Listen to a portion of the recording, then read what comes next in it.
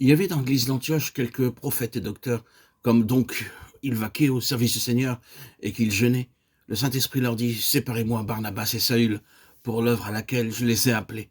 Après donc ils eurent jeûné et prié, ils leur imposèrent les mains et les firent partir. Eux donc, étant envoyés par le Saint-Esprit, descendirent à celle-ci. Acte 13, 1-4. On a dit avec raison que le livre des actes des apôtres devait être intitulé les actes du Seigneur, remontés au ciel, ou les actes du Saint-Esprit.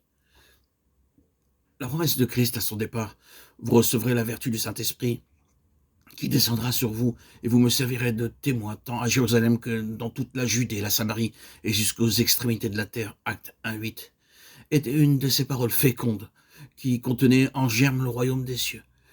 Elle prédisait la manière dont il serait annoncé dans le monde, s'étendrait avec puissance et finirait par triompher de tout. Le livre des Actes nous dit comment cette promesse commença à s'accomplir sur la route de Jérusalem à Rome. Il nous dit que l'Esprit Saint avait été envoyé aux disciples pour faire d'eux de fidèles témoins de Christ au milieu des Juifs et des païens. Il nous raconte la victoire remportée par le nom de Christ à Antioche et à Rome, ces deux centres d'où l'Évangile devait être porté jusqu'aux extrémités de la terre.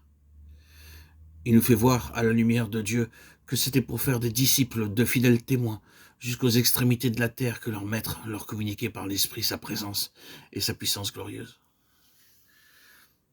Les missions chez les païens étaient donc le but de la mission de l'Esprit. Le texte 6 cité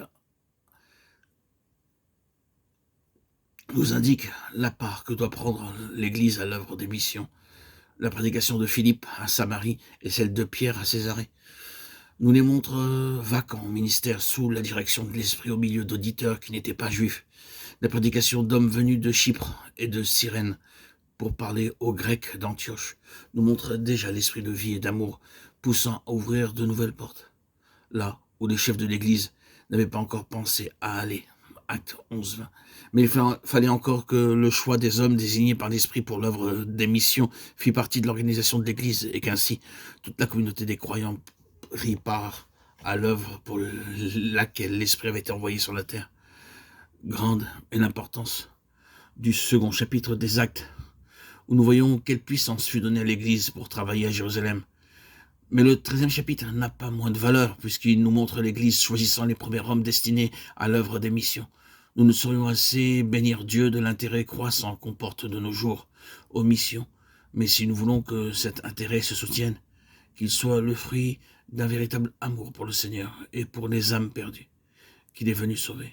Si nous voulons que l'Église obtienne une influence semblable à celle du jour de la Pentecôte, cherchons à bien comprendre ce que nous enseigne le récit d'Antioche, à saisir que c'est l'intervention directe et puissante du Saint-Esprit qui doit commencer et continuer l'œuvre des missions.